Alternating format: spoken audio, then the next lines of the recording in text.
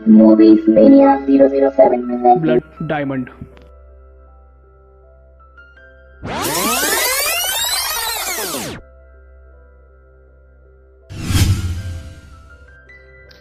इस कहानी की शुरुआत में हमें सोलोमन बैंडी दिखाया जाता है और उसकी फैमिली को हम देखते हैं जो सियारा लोनी में शेंगे डिस्ट्रिक्ट में रहते हैं। यहाँ उन्हें मैंडी कहा जाता है जिसका मतलब होता है मछुआरे। सोलोमन मैंडी भी एक मछुआरा होता है। फैमिली में वह अपनी बीवी और 3 बच्चों के साथ रहता है जिसके बड़े बेटे का नाम दिया होता है। सोलोमन हमेशा से चाहता है कि दिया खूब पढ़ाई करे क्योंकि वो काफ़ी गरीब होते हैं और वह नहीं चाहता कि दिया बड़ा होकर उनकी तरह मछुआरा बने। नेक्स्ट सीन में हम कुछ गाड़ियों को इनके कबीले की ओर आते हुए देखते हैं और यहाँ आकर ये गोलीबारी शुरू कर देते हैं और कई लोगों की जान भी ले लेते हैं। दरअसल ये गाड़ियों में RUF के आतंकवादी होते हैं जिनमें ज्यादातर बच्चे होते हैं। RUF यानी revolutionary United front. Solomon bandy तुरंत अपनी फैमिली को बचाने के लिए भागता है। वह अपनी फैमिली को तो बचा लेता है पर खुद RUF के हाथ आ जाता है। यहाँ हमें RUF का लीडर कैप्टन पॉइजन दिखाया जाता है जो कि इन बंदियों के हाथ काटने का आदेश देता है जिससे कि यहाँ के लोग वोट ना दे सकें। इसके बाद सोलोमन वैंडी का नंबर आता है पर कैप्टन कहता है कि रुको रुको रुको, ये हमारे काम आ सकता है, इसे ट्रक में डालो। इसके बाद इन लोगों को गाड़ी में भरकर हीरो की माइनिंग के लिए ले जाया जाता है। दरअसल ये लोग हीरे की माइनिंग करते हैं। इन हीरो को वेस्टर्न कंट्रीज में बेचा जाता है जिसके बदले इन्हें हथियार मिलते हैं जिससे कि ये RUF लोकल मिलिटेंट से लड़ते हैं। RUF एक तरह से बागियों का संगठन है जो नहीं चाहता कि डेमोक्रेसी आए। ये बहुत ही खतरनाक लोग होते हैं। कैप्टन पॉइजन कहता है कि वह सियारा लोन के लोगों के लिए लड़ रहा है। जिस किसी ने भी उसके हीरे लेने की कोशिश की उसे वह जान से मार देगा और वह एक बंदी को हीरे चोरी करते हुए देख लेता है और उसे तुरंत गोली मार देता है। इसके बाद फिल्म में एंट्री होती है डैनी आर्चर की। डैनी आर्चर एक स्मगलर होता है जो कि यहाँ के लोगों से हीरे लेकर इनके बदले इन्हें बंदूकें सप्लाई करता है। वह एक प्लेन में अपने दोस्त नबील के साथ यहाँ कमांडर जीरो से मिलने आता है जहां वह कुछ हीरो के बदले इन्हें गन सप्लाई करता है। सीन शिफ्ट होता है और डैनी आर्चर इन हीरो को भेड़ों में भरकर लाइबेरिया में ले जाता है पर वहां लोकल मिलिटेंट्स उसे हीरो की तस्करी के आरोप में गिरफ्तार कर लेते हैं। ये हीरे कर्नल कोटजी के लिए ले जाता है वह। यहाँ डैनी आर्चर बताता है कि वह कर्नल कोटजी का ही आदमी है। कर्नल कोटजी एक प्राइवेट मिलिट्री कंपनी का कमांडर होता है। आर्चर इन हीरो को इसलिए बेचना चाहता है कि इन्हें बेचकर वह सब कुछ छोड़कर साफ सुथरी जिंदगी जीना चाहता है। आर्चर को फ्री टाउन जेल ले जाया जाता है होता है। सोलोमन वैंडी मौका देखकर हीरो को अपने पैर में दबाकर कहीं और छुपाने के लिए ले जाता है। जैसे ही वह उसे जमीन के अंदर छुपाने वाला होता है वहां कैप्टन पॉइजन आ जाता है और वह सोलोमन से कहता है कि वह हीरा उसे दे दे वरना वह उसे मार देगा। उसी समय छुपा देता है। इन सभी लोगों को बंदी बनाकर सियारा लोन की फ्री टाउन जेल में ले जाया जाता है जहां डैनी आर्चर भी होता है। डैनी आर्चर वही स्मगलर जो हीरे का लालची होता है और हीरे स्मगल करता है। यहाँ कैप्टन पॉइजन जब सोलोमन वैंडी से कहता है कि वह हीरा उसे हर हाल में चाहिए, वह गुलाबी रंग का इतना बड़ा हीरा जितना बड़ा उसने पहले कभी देखा नहीं, अगर वो हीरा उसे दे दोगे तो वह उसे छोड़ देगा, लेकिन अगर उसने हीरा उसे नहीं दिया तो वह उसके परिवार को ढूंढकर उसे बंदी बना लेगा और सबको मार देगा। आर्चर यह सब सुन रहा होता है। साथ में कैप्टन पॉइजन कहता है कि जो कोई भी ये हीरा लाकर उसे देगा वह उसको 1000 रुपए का इनाम देगा और आर्चर इन सब बातों को बहुत ध्यान से सुनता है। कर्नल कोटजी की मदद से आर्चर जेल से बाहर आ जाता है। डैनी आर्चर अपने साथी को समझाता है कि अंदर एक आदमी है जिसके पास एक बहुत बड़ा हीरा है, वह कैसे भी करके उसे चाहिए। वह सोलोमन वैंडी को जेल से छुड़ाता है। सोलोमन वैंडी जेल से छूटकर अपनी फैमिली की तलाश में रिफ्यूजी कैंप्स में जाता है जहां उसे फैमिली का कोई भी पता नहीं मिलता। एक सीन और दिखाया जाता है जिसमें RUF सोलोमन के बड़े बेटे दिया को अपने साथ ले जाते हैं। RUF अपने कैप्टन पॉइजन को भी गिरफ्त से छुड़ा लेते हैं। इस बीच डैनी आर्चर एक अमेरिकन जर्नलिस्ट से मिलता है जो उसे बताती है कि वह डॉक्यूमेंट्री बना रही है हीरे की तस्करी को लेकर। इस पर डैनी आर्चर कहता है कि कभी ना कभी वह उसके लिए एक अच्छी सी कहानी जरूर लाएगा। उस अमेरिकन जर्नलिस्ट का नाम मैडी वोवेन होता है। इसके बाद डैनी आर्चर केपटाउन जाता है जहां वो कर्नल कॉट्जी से मिलता है। वह उसे उस हीरे के बारे में बताता है, पर कर्नल कॉट्जी आर्चर से नाराज होता है। वह कहता है कि तुमने मेरे हीरो को खो दिया था, इसलिए अब तुम मेरे कर्जदार हो, इसलिए तुम मुझे वो गुलाबी रंग का हीरा लाकर मुझे दोगे। इसके बाद डैनी आर्चर वापस आता है। सीन शिफ्ट होता है और हमें आरयूएफ को दिखाया जाता है जो कि दिया को ट्रेनिंग दे रहे होते हैं। उसका पहले ब्रेन वॉश किया जाता है और उसे फिर अपनी टीम में शामिल कर लिया जाता है। डैनी आर्चर वापस आता है और वह सोलोमन वेंडी से मिलता है, जिससे वह उस हीरे के बारे में पूछता है। पहले तो वह मना कर देता है, पर डैनी आर्चर बोलता है कि इसके बदले वह उसे फैमिली से मिलवाएगा। तब सोलोमन वेंडी मान जाता है। यहाँ से वो अमेरिकन जर्नलिस्ट भी इन दोनों के साथ मिल जाती है। ये तीनों लोग रिफ्यूजी कैंप जाते हैं जहां सोलोमन अपनी फैमिली से मिलकर बहुत खुश होता है, पर वहां उसका बड़ा बेटा दिया नहीं होता। यह देखकर सोलोमन को बहुत गुस्सा आता है जब उसे पता चलता है कि दिया को आरयूएफ उठाकर ले गए। इसके बाद सोलोमन, डैनी और मैडी ये तीनों लोग सफर पर निकल जाते हैं। जहां सोलोमन को अपने बेटे की तलाश होती है, वहीं डैनी आर्चर को उस हीरे की तलाश होती है और मैडी अपनी एक कहानी की तलाश में निकलती है।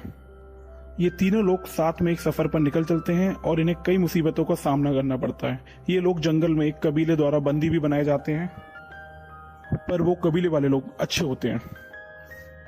ये कबीले वाले लोग इन तीनों को बाल सुधार गृह ले जाते हैं जहां पर बच्चों को रखा जाता है जो किसी समय आरयूएफ के लिए काम करते थे।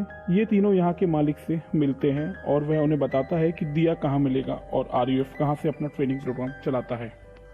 वहां से ये लोग कोनो के लिए रवाना होते हैं। बीच रास्ते में आरयूएफ कर्नल कॉट्जी वहां बताता है कि हम ऑपरेशन शुरू कर रहे हैं और आरयूएफ का सफाया कर देंगे। इसके बाद हम पिंक डायमंड को भी थूड़ लाएंगे। सीन शिफ्ट होता है और हम डैनी आर्चर और मैडी को देखते हैं। डैनी आर्चर यहाँ मैडी को बताता है कि यहाँ से वो और सोलोमन अकेले ही दिया और उस डायमंड के लिए जा रहे हैं। मैडी कहती है कि वह भी उनके साथ आना चाहती है, पर डैनी आर्चर मना कर देता है क्योंकि वह मैडी को लेकर कोई भी किसी भी तरह की रिस्क नहीं लेना चाहता। कहीं ना कहीं ये दोनों एक दूसरे से प्यार करने लगे हैं। इसके बाद डैनी और सोलोमन कुछ हथियार लेकर वहां से निकल जाते हैं। रात का समय होता है और हमें आरयूएफ की गाड़ियां दिखाई जाती हैं। डैनी और सोलोमन दोनों छुप जाते हैं। सोलोमन को उसका बेटा दिया दिखाई देता है और वह जोर से आवाज लगाता है कि दिया बेटे। इसके बाद आरयूएफ के आतंकी इन दोनों पर हमला कर देते हैं। ये लोग बहुत मुश्किल से बच पाते हैं। अगली सुबह डैनी आर्चर सोलोमन को धमकी देता है कि आइंदा अगर उसने उसकी जान कभी भी खतरे में डाली तो वह उसे जिंदा नहीं छोड़ेगा। यहाँ इन दोनों में झड़प भी होती है, पर डैनी जल्दी ही और ये दोनों फैसला करते हैं कि यह दिया को देखने के लिए दोबारा जाएंगे। पर जब ये दोनों जाते हैं तो वहां उन्हें दिया नहीं मिलता। रात में सोलोमन अकेले ही दिया को ढूंढने के लिए निकल जाता है क्योंकि कहीं ना कहीं उसे यकीन होता है कि उसने कल रात दिया को ही देखा था। सोलोमन आरयूएफ के अड्डे पर जाता है। जब डैनी को पता चलता है कि सोलोमन उसके पास नहीं है तो वह भी सोलोमन वेंडी को ढूंढने के लिए निकल जाता है। नेक्स्ट सीन में हमें दिखाया जाता है कि सोलोमन को दिया मिल जाता है। वह उसके पास जाता है और उससे कहता है कि वह उसके साथ चले, पर दिया अपने पापा को पहचानने से इनकार कर देता है। दिया बोलता है कि तुम मेरे दुश्मन हो। इसके बाद सोलोमन को बंदी बना लिया जाता है, जो उसे धमकी देता है कि वह हीरा उसे दे दे, नहीं तो वह उसके परिवार को खत्म कर देगा, उसकी बीवी का बलात्कार करेगा और उसके बच्चों को भी नहीं छोड़ेगा। जैसे उसने दिया को ढूंढ लिया था वैसे ही वो उसके परिवार को भी ढूंढ लेगा और खत्म कर देगा। पर कुछ ही देर में कर्नल कॉट्जी अपनी वायुसेना लेकर इन पर हवाई हमला कर देते हैं और एक बार फिर से कैप्टन पॉइजन घायल हो जाता है और सोलोमन वेंडी को मौका मिल जाता है। वह एक कर आता है और आरयूएफ के सिपाहियों पर हमला कर देता है और लास्ट में वह दिया को बचा लेता है। कुछ ही देर में सेना पूरी तरह से काबू पा लेती है और यहाँ पर आरयूएफ का खात्मा हो जाता है। इसके बाद कर्नल कॉट्जी पूछता है कि वह हीरा कहाँ है। इस पर डैनी कहता है कि हीरा मिलेगा तो 50-50% होगा, लेकिन कॉट्जी कहता है कि जरा अपने आसपास तो देखो, तुम्हें लगता है कि तुम नेगोशिएट कर सकते हो यहाँ पर? डैनी कहता है चलो 60-40 कर लेते हैं। इस पर कर्नल कहता है 70-30 और डील हो जाती है। इसके बाद कर्नल और उसके सिपाही दिया, सोलोमन और डैनी को लेकर हीरे की तलाश में निकल जाते हैं। सोलोमन ने हीरा छुपाया था, वहां पहुंचकर सोलोमन हीरा ढूंढने लगता है। इस बीच मौका देखकर डैनी कर्नल और उसके 2 साथियों को गोली मार देता है। एक गोली डैनी को भी लग जाती है। इसके बाद सोलोमन वो हीरा ढूंढ, लेकिन दिया इस बीच डैनी पर और फिर सोलोमन पर बंदूक तान देता है। कहीं ना कहीं अभी भी वो RUF में खोया हुआ होता है। इस पर सोलोमन अपने बेटे दिया को समझाता है कि तुम मेरे बेटे हो, तुम बुरे इंसान नहीं हो, तुम सोलोमन वेंडी के बेटे दिया वेंडी हो और तुम्हारा पिता तुमसे बहुत प्यार करता है। घर चलो बेटे। यह इस फिल्म का बहुत ही भावुक क्षण होता है।